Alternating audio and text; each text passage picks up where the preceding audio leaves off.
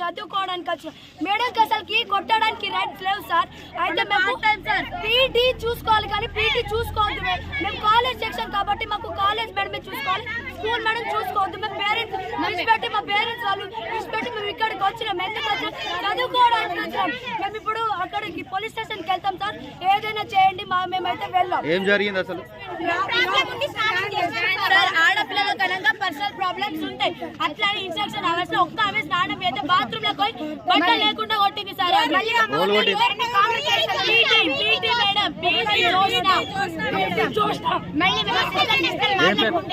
అబ్బాయి దొరకలేరా? మేము సిస్టర్ మాట్లాడుకుంటే అబ్బాయి లేరా? మీరు అమ్మాయిని నెక్స్ట్ రాబోయే కాలంలో మీరు లవర్స్, మీరు ఆగారు అసలు పండుగ ఓరి అసలు ఆగారు.